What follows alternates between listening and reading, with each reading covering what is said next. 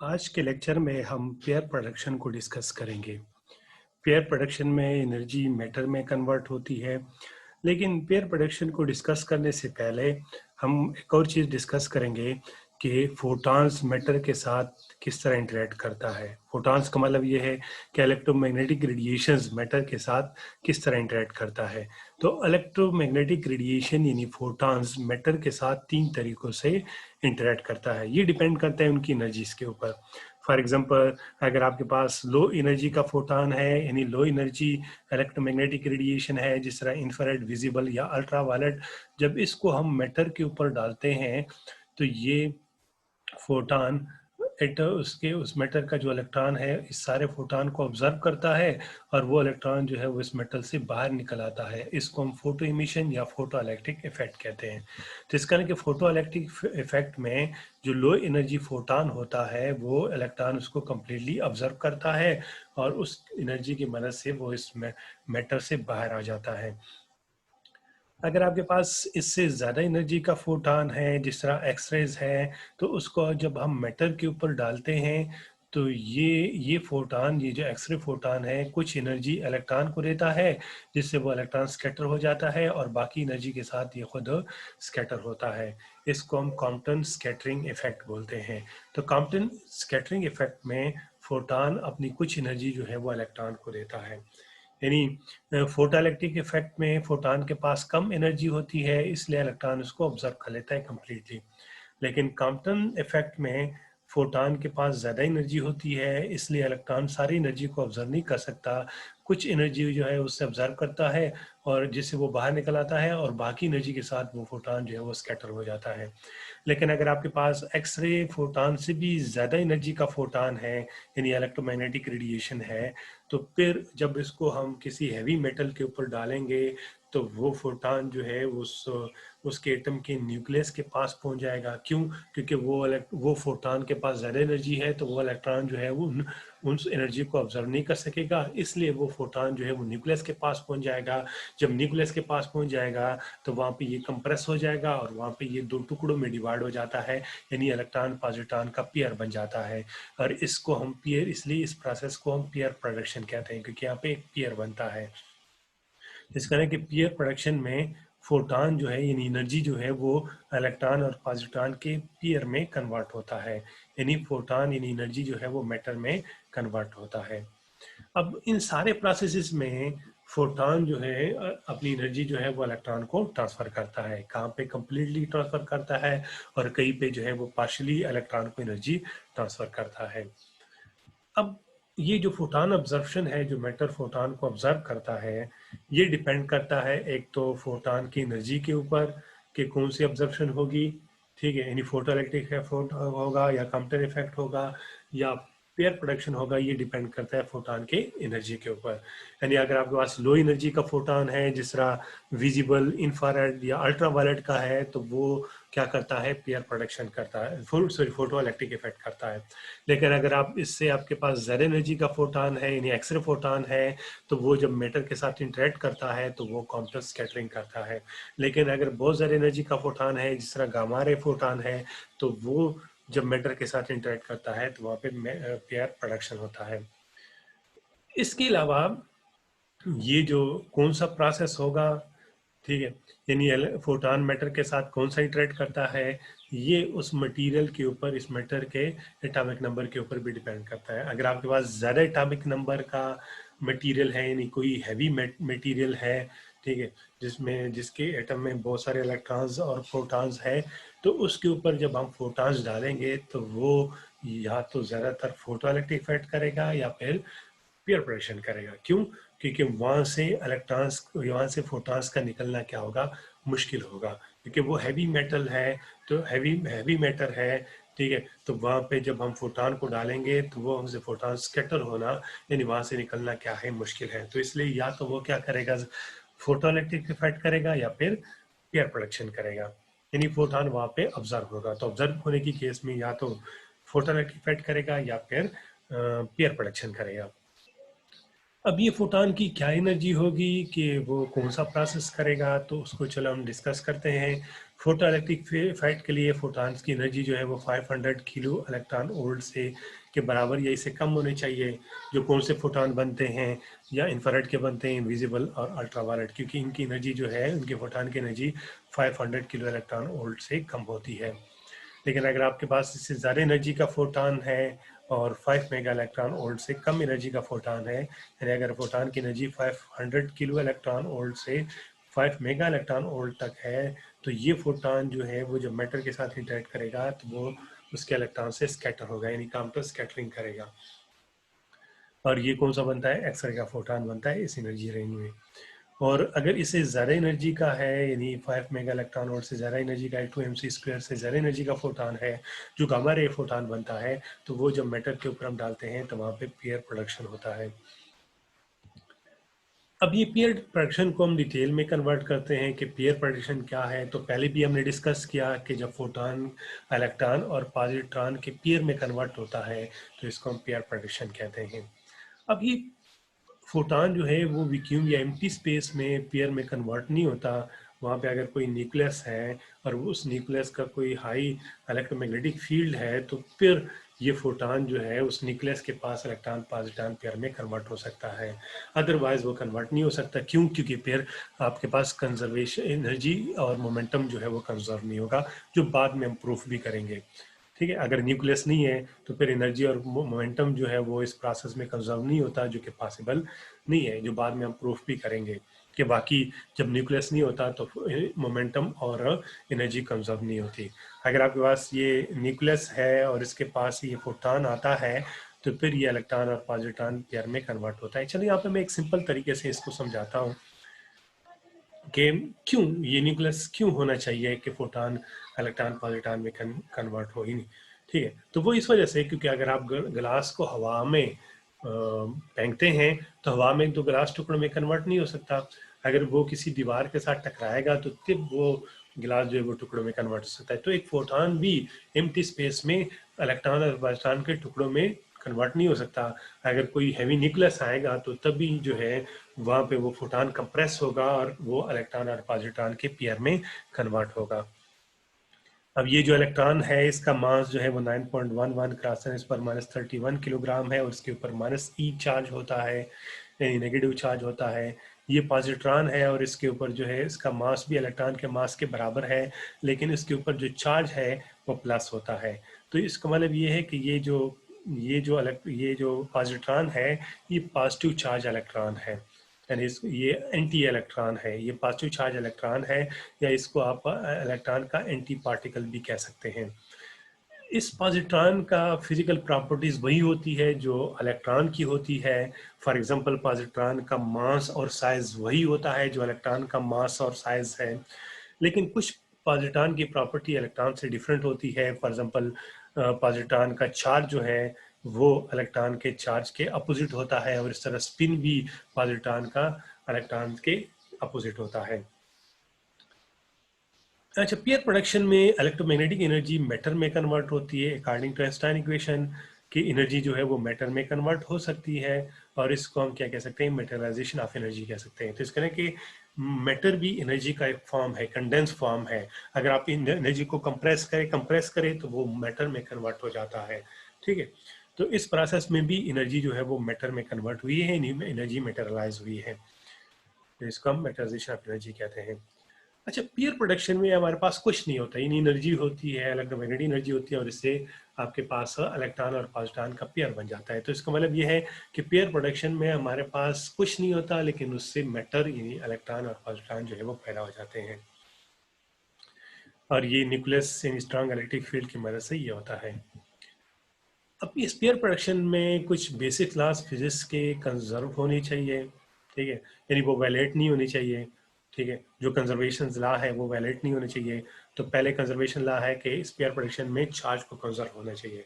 तो क्या spare production में चार्ज कंजर्व है? तो बिल्कुल कंजर्व है। क्यों? क्योंकि फोटॉन से यहाँ पे इलेक्ट्रॉन और पॉजिट्रॉन का पेयर बनता है, तो फोटॉन के ऊपर 0 चार्ज है, और जब इससे इलेक्ट्रॉन और पॉजिट्रॉन का पेयर बनता है तो उनका भी नेट चार्ज या टोटल चार्ज 0 है, क्योंकि इलेक्ट्रॉन के ऊपर -e चार्ज है, पॉजिट्रॉन के ऊपर +e चार्ज है, तो -e + e तो 0। तो इस तरह के पेयर प्रोडक्शन से पहले भी चार्ज जीरो है और आफ्टर पेयर प्रोडक्शन भी चार्ज क्या है, नेट चार्ज जीरो है। तो इसका मतलब कि इस प्रोसेस में यानी पेयर प्रोडक्शन में चार्ज कंजर्व है और इस तरह इसमें एनर्जी भी कंजर्व होनी चाहिए। तो इसका मतलब ये है कि फोटॉन की जो एनर्जी है वो इलेक्ट्रॉन और पॉजिट्रॉन के एनर्जी के इक्वल होनी चाहिए और इसमें आप ब्रेस्ट एनर्जी को भी क्या करेंगे, शामिल करेंगे। तो इसका मतलब ये है कि फोटॉन की एनर्जी आपके पास इक्वल होनी चाहिए इलेक्ट्रॉन और पॉजिट्रॉन के रेस्ट मास एनर्जी प्लस उनकी काइनेटिक एनर्जी के, ठीक है, और यहाँ पे इक्वल होता है।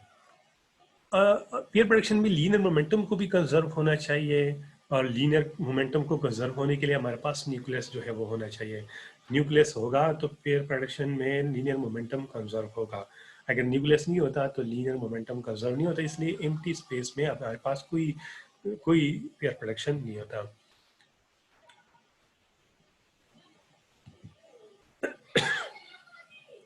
तो इसका मतलब कि पेयर प्रोडक्शन एम्प्टी स्पेस में नहीं होता, उसके लिए क्या होना चाहिए, न्यूक्लियस होना चाहिए और न्यूक्लियस का में पॉजिटिव चार्ज होता है, बहुत ज़्यादा पॉजिटिव चार्ज होता है। तो अगर हैवी न्यूक्लियस है तो उसमें बहुत ज़्यादा पॉजिटिव चार्ज होगा, उसका एक स्ट्रॉन्ग इलेक्ट्रिक फील्ड होगा। तो यहाँ पे अगर ये एम्प्टी स्पेस है, फ्री स्पेस है और यहाँ पे इलेक्ट्रॉन, यहाँ पे ये फोटॉन इलेक्ट्रॉन और पॉजिट्रॉन पेयर में कन्वर्ट नहीं हो सकता क्योंकि फिर मोमेंटम और एनर्जी कंजर्व नहीं होगी। तो इसका है कि फोटॉन इलेक्ट्रॉन पॉजिट्रॉन पेयर में तब कन्वर्ट हो सकता है जब कोई न्यूक्लियस हो, क्योंकि फिर इस केस में आपके पास एनर्जी और मोमेंटम कंजर्व होंगे। अब यहाँ पे तकरीबन किस फोटॉन की कितनी एनर्जी होगी कि उससे इलेक्ट्रॉन और पॉजिट्रॉन का पेयर बन जाए, यानी थ्रेशोल्ड एनर्जी कितनी होगी। तो हमारे पास इतनी एनर्जी होनी चाहिए कि उससे कम से कम इलेक्ट्रॉन और पॉजिट्रॉन का पेयर बन जाए। अब अकॉर्डिंग टू आइंस्टाइन, अगर यहाँ पे हम इलेक्ट्रॉन का मास पुट कर दे और सी स्क्वायर से मल्टीप्लाई कर दे तो हमारे पास इतनी एनर्जी बनती है। तो इसका मतलब है कि इतनी एनर्जी से एक इलेक्ट्रॉन या पॉजिट्रॉन बन सकता है। तो इसका मतलब कि एक इलेक्ट्रॉन और पॉजिट्रॉन पेयर बनने के लिए हमारे पास कितनी एनर्जी होनी चाहिए, इसके डबल होनी चाहिए। तो इसको 2 से मल्टीप्लाई कर दे, यानी एक इलेक्ट्रॉन को पैदा करने के लिए इतनी एनर्जी चाहिए, ठीक है, और एक इलेक्ट्रॉन और पॉजिट्रॉन को पैदा करने के लिए इतनी एनर्जी चाहिए। तो दो को कितनी के चाहिए, 2 से मल्टीप्लाई करें तो इतनी एनर्जी आपके पास कम चाहिए। तो इससे आपके पास इलेक्ट्रॉन और पॉजिट्रॉन का मास बन सकता है। तो इसका कि पेयर प्रोडक्शन जो है वो तब हो सकता है अगर फोटॉन की एनर्जी जो है वो कम से कम इसकी इक्वल हो या इससे ज़्यादा हो। अगर इसकी इक्वल है तो सिर्फ फोटॉन इलेक्ट्रॉन और पॉजिट्रॉन का पेयर बनेगा। अगर इससे ज़्यादा फोटॉन की एनर्जी है यानी 1.02 मेगा इलेक्ट्रॉन और से ज़्यादा एनर्जी का फोटॉन है तो फिर वो जो सरप्लस एनर्जी है वो इलेक्ट्रॉन और पॉजिट्रॉन की काइनेटिक एनर्जी बन जाएगी। अगर इन्हीं आपके पास जो फोटॉन की एनर्जी होगी वो कुछ एनर्जी इलेक्ट्रॉन और पॉजिट्रॉन के मास में कन्वर्ट हो जाएगी और बाकी एनर्जी जो है वो इलेक्ट्रॉन और पॉजिट्रॉन की काइनेटिक एनर्जी बन जाएगी। ये फोटॉन है और यहाँ पे न्यूक्लियस के पास गुजरता है तो ये इलेक्ट्रॉन और पॉजिट्रॉन के पेयर में कन्वर्ट होता है। यानी ये फोटॉन जब इस न्यूक्लियस से पास से गुजरता है तो ये इलेक्ट्रॉन और पॉजिट्रॉन के पेयर में कन्वर्ट हो जाता है। अच्छा, अब इस फोटॉन की एनर्जी तो हमारे पास से कम 1.02 मेगा इलेक्ट्रॉन वोल्ट से ज़्यादा होनी चाहिए या कम से कम इसकी इक्वल होनी चाहिए, तो तब पेयर प्रोडक्शन हो सकता है। अब इस फोटॉन की यानी इलेक्ट्रोमैग्नेटिक रेडिएशंस की मिनिमम वेवलेंथ कितनी होनी चाहिए। तो मिनिमम वेवलेंथ जो है वो कितनी होनी चाहिए, यानी आपके पास कम से कम फोटॉन की या रेडिएशंस की इतनी एनर्जी होगी कि इससे इलेक्ट्रॉन और पॉजिट्रॉन का पेयर जो है वो पैदा हो और बाकी उसकी काइनेटिक एनर्जी जीरो हो। तो इसका मतलब ये है कि हमारे पास जो फोटॉन की एनर्जी है जिसको H C divided by lambda में लिख सकता हूँ वो कम से कम 2 MEc² के बराबर होना चाहिए कि इससे जस्ट जो है इलेक्ट्रॉन पॉजिट्रॉन का पेयर जो है वो पैदा हो, बाकी उसकी काइनेटिक एनर्जी जो है वो जीरो हो। तो कम से कम फोटॉन की एनर्जी इतनी होनी चाहिए। तो हमारे पास यहाँ से ये मिनिमम वेवलेंथ कितनी आ जाएगी, तो यहाँ पे ये इस साइड पे ले आओ ये उस साइड पे ले जाओ तो Hc divided by 2 MEc²। Hc हमारे पास 1240 नैनोमीटर इंटू इलेक्ट्रॉन वोल्ट और 2 MEc² ये हमारे पास 0.51 मेगा इलेक्ट्रॉन वोल्ट के बराबर है। तो इसको सॉल्व करें तो ये 1.21 ×10⁻12 मीटर यानी पिकोमीटर। तो इस वेवलेंथ का जो फोटॉन होता है या इलेक्ट्रोमैग्नेटिक रेडिएशंस होती है वो तो गामा रेस की है। तो इसका मतलब ये है कि हमारे पास गामा रेस का फोटॉन होना चाहिए, ठीक है, तो उससे आपके पास इलेक्ट्रॉन और पॉजिट्रॉन का पेयर बन सकता है। अब ये जो गामा रेज है ये हमारे पास रेडियोएक्टिव न्यूक्लियाई से इमिट होते हैं और दूसरे कॉस्मिक रेज में होती है। कॉस्मिक रेज कौन सी होती है? जो खला से हमारे पास रेज आती है, रेडिएशन आती है, तो उसमें गामा रेज होती है। अच्छा, पेयर प्रोडक्शन इससे पहले हमने जिक्र किया कि ये एम्प्टी स्पेस में नहीं हो सकते क्योंकि फिर एनर्जी और मोमेंटम को ऑब्जर्व नहीं होते। चलो इसको हम प्रूफ करते हैं। अगर हमारे पास ये पेयर प्रोडक्शन एम्प्टी स्पेस में हो तो एनर्जी और मोमेंटम कैसे कंजर्व होता है कि नहीं होता, चलो चेक करते हैं। तो हम देख लेंगे कि इसमें अगर एम्प्टी स्पेस में होगा तो फिर ये एनर्जी और मोमेंटम कंजर्व नहीं होता। अब देखो हमारे पास according to conservation of energy photon की एनर्जी जो है वो 2mc² के बराबर होनी चाहिए। तो तभी इस फोटॉन से ये इलेक्ट्रॉन और पॉजिट्रॉन का पेयर बन सकता है, अदरवाइज नहीं बन सकता अगर इससे कम एनर्जी है। अब ये आपके पास एक लीनियर मोमेंटम का डायग्राम है कि फॉर एग्जाम्पल ये फोटॉन है और इससे ये इलेक्ट्रॉन और पॉजिट्रॉन का पेयर बनता है। तो फोटॉन का इस डायरेक्शन में मोमेंटम है और इलेक्ट्रॉन का इस डायरेक्शन, पॉजिट्रॉन का इस डायरेक्शन में और इलेक्ट्रॉन का इस डायरेक्शन में। अब ये मोमेंटम जो है वो कंजर्व होना चाहिए इस पेयर प्रोडक्शन के प्रोसेस में। तो यहाँ पे इनिशियल मोमेंटम वाई डायरेक्शन में है, ठीक है, यानी इनिशियल डायरेक्शन एक्स डायरेक्शन में है, तो फाइनल मोमेंटम भी एक्स डायरेक्शन में होना चाहिए ताकि मोमेंटम जो है वो कंजर्व हो। इसका मतलब ये है कि इस इलेक्ट्रॉन और पॉजिट्रॉन का जो वाई डायरेक्शन में मोमेंटम है वो एक दूसरे को कैंसिल करना चाहिए। और कैसे तब कर सकते हैं? जब ये दोनों एंगल सेम हो, तो थीटा प्लस और थीटा माइनस ये दोनों सेम होते हैं ताकि वाई डायरेक्शन में मोमेंटम जो है वो कैंसिल हो जाए, कंजर्व हो जाए। तो for example Y direction momentum जो है इनिशियल मोमेंटम 0 है क्योंकि फोटान एक्स डायरेक्शन में मूव कर रहे हैं, और वाई डायरेक्शन में फाइनल मोमेंटम जो है वो इस इलेक्ट्रॉन और पॉजिट्रॉन के मोमेंटम के सम के बराबर होगा। तो वाई डायरेक्शन में पॉजिट्रॉन का मोमेंटम है p plus sine theta plus, और वाई डायरेक्शन में इलेक्ट्रॉन का मोमेंटम है p minus cos theta minus. अब एक्स डायरेक्शन में जो मोमेंटम है वो आपके पास मोमेंटम ऑफ फोटॉन, क्योंकि सारा मोमेंटम ऑफ फोटॉन जो है वो एक्स डायरेक्शन में है, और मोमेंटम ऑफ फाइनल मोमेंटम जो है वो momentum of electron plus positron के बराबर होगा, यानी momentum of electron plus momentum of positron के बराबर होगा। ठीक है, अब ये जो मोमेंटम ऑफ फोटॉन है इसको मैं एच एफ डिवाइडेड बाई सी से लिख सकता हूँ, और ये इलेक्ट्रॉन और प्रोटॉन का मोमेंटम जो है वो सेम है और एंगल भी सेम है, तो इसको मैं लिख सकता हूँ 2p cos थीटा, क्योंकि ये भी p cos थीटा है और ये भी p cos थीटा है, तो 2p cos थीटा हो जाएगा। अब इसको मैं c को सेट पे ले जाओ तो 2pc cos थीटा, और ये p जो है ये इलेक्ट्रॉन या पॉजिट्रॉन का मोमेंटम है जो कि सेम है, और ये मास ऑफ पॉजिट्रॉन या electron into speed of electron और पॉजिट्रॉन। तो ये आपके पास क्या आ जाएगा यहाँ पे, ये इलेक्ट्रॉन या पॉजिट्रॉन का जो मोमेंटम है वो mv के बराबर है। अब यहाँ पे एच एफ को मैं एम सी स्क्वायर से कंपेयर करूँगा कि ये इसके इक्वल है या ज़्यादा है। तो यहाँ पे मैंने एम सी स्क्वायर बना लूँगा, तो यहाँ पे एक सी है, एक सी है, तो यहाँ पे सी से मल्टीप्लाई करने के लिए मैं सी से डिवाइड करूँगा। तो यहाँ पे 2mc² बनाने के लिए मैं सी से डिवाइड करूँगा। तो इसका मतलब ये कि यहाँ पे एच एफ में एच एफ को 2mc² से कंपेयर कर सकता हूँ कि ये इससे ज़्यादा है, यानी फोटॉन की एनर्जी से ज़्यादा है या कम है। तो हम देखते हैं कि ये देखो, ये तो स्पीड ऑफ इलेक्ट्रॉन है या, और ये स्पीड ऑफ लाइट है, तो इलेक्ट्रॉन का स्पीड जो है स्पीड ऑफ लाइट से कम होगा। तो इस कारण की ये क्वांटिटी 1 से कम है, और cos थीटा तो 1 से कम ही होता है क्योंकि cos थीटा -1 और +1 के बराबर है। तो इस कारण की ये क्वांटिटी जो है वो 1 से कम है। जब ये क्वांटिटी 1 से कम है इसका मतलब एच एफ जो है वो 2mc से कम आ रहा है। यानी यहाँ पे हम कह सकते हैं कि v divided by C is less than 1 और cos थीटा भी लेस देन 1 और इक्वल टू 1 होता है। तो इसका मतलब ये है कि एच एफ सी जो है वो 2mc² से कम होगा। अब ये तो एनर्जी फिर कंजर्व नहीं है, तो ऐसा कैसे पॉसिबल है कि यहाँ पे तो एनर्जी जो है कम एनर्जी से ज़्यादा एनर्जी जो है वो बन जाए? तो इसका मतलब ये है कि यहाँ पे तो एनर्जी फिर कंजर्व नहीं है।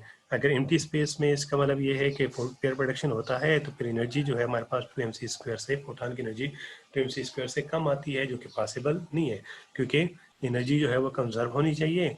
यानी एक फोटॉन से एक इलेक्ट्रॉन पॉजिट्रॉन का पेयर तब बन सकता है जब 2mc² हो, तो तब बन सकता है, फिर एनर्जी आपके पास कंजर्व होगी। तो इसका है कि अगर एम्प्टी स्पेस में हो तो एनर्जी हमारे पास कंजर्व नहीं होती, एच एफ जो है वो 2mc² से कम आ रहा है। तो इसका मतलब ये है photon cannot produce an electron or positron pair in empty space। तो इसके लिए हमें क्या चाहिए? इसका इसका मतलब ये है कि एनर्जी और मोमेंटम दोनों को कंजर्व होने के लिए हमें न्यूक्लियस होने चाहिए, तो तब भी जो है हमारे पास पेयर प्रोडक्शन में फोटॉन और एनर्जी जो है वो यानी मोमेंटम और एनर्जी कंजर्व हो सकती है, क्योंकि वहाँ पे कुछ एनर्जी जो है वो फोटॉन, कुछ मोमेंटम जो है वो उस न्यूक्लियस को दे देगा in order to conserve the momentum and energy. क्या एक फोटॉन जो है वो इलेक्ट्रॉन और पॉजिट्रॉन, एक इलेक्ट्रॉन या एक पॉजिट्रॉन या दो इलेक्ट्रॉन या दो पॉजिट्रॉन में कन्वर्ट हो सकता है? ये क्वेश्चन है आप लोगों से। तो इसका आंसर है कि नहीं। क्यों? क्योंकि इस तरह जो है वो फिर चार्ज जो है वो कंजर्व नहीं होगा। अब चार्ज जो है वो इस हर सूरत में कंजर्व होना चाहिए। देखो, फोटॉन अगर एक इलेक्ट्रॉन में कन्वर्ट होता है तो फोटॉन के ऊपर जीरो चार्ज है, इलेक्ट्रॉन के ऊपर माइनस चार्ज है, तो इसका यहाँ पे before pair production charge zero है, आफ्टर पेयर प्रोडक्शन जो है वो चार्ज माइनस आ रहा है, तो यहाँ पे चार्ज कंजर्व नहीं है। इस तरह अगर फोटॉन पॉजिट्रॉन में कन्वर्ट होगा तो तब भी चार्ज कंजर्व नहीं है, दो इलेक्ट्रॉन में या दो पॉजिट्रॉन में कन्वर्ट होगा तो तब भी चार्ज जो है वो कंजर्व नहीं है। तो इसका कि एक फोटॉन जो है वो सिंगल इलेक्ट्रॉन या पॉजिट्रॉन या दो इलेक्ट्रॉन या दो पॉजिट्रॉन में कन्वर्ट नहीं हो सकता। इसके बाद नेक्स्ट लेक्चर में हम पेयर एनिहिलेशन को डिस्कस करेंगे, क्योंकि देखो अगर एक फोटॉन जो है वो इलेक्ट्रॉन पॉजिट्रॉन का पेयर जो है वो बना सकता है तो फिजिक्स में तो सिमेट्री है, तो क्या इसका उलट भी ठीक है? क्या इलेक्ट्रॉन और पॉजिट्रॉन जो है वो जब मिलते हैं तो क्या वो फोटॉन बना सकते हैं, गामा रे फोटॉन बना सकते हैं? जैसे गामा रे फोटॉन से इलेक्ट्रॉन पॉजिट्रॉन का पेयर बनता है तो इसका उल्ट भी जो है वो होना चाहिए, क्योंकि फिजिक्स में सिमेट्री है कि इलेक्ट्रॉन और पॉजिट्रॉन के पेयर जो है उससे फोटॉन बनना चाहिए, जिसको हम पेयर इनहेलेशन कहते हैं कि इलेक्ट्रॉन और पॉजिट्रॉन जो है वो पेयर इनहेलेट हो जाएगा, उससे गामा रे फोटॉन हो जाएगा। तो क्या ये पॉसिबल है कि नहीं पॉसिबल है, यानी पेयर प्रोडक्शन का उलट जो है वो पॉसिबल है कि नहीं, जिसको हम पेयर इनहेलेशन कहते हैं, तो वो हम नेक्स्ट लेक्चर में डिस्कस करेंगे और देखेंगे कि ये पेयर इनहेलेशन जो है वो पॉसिबल है कि नहीं है।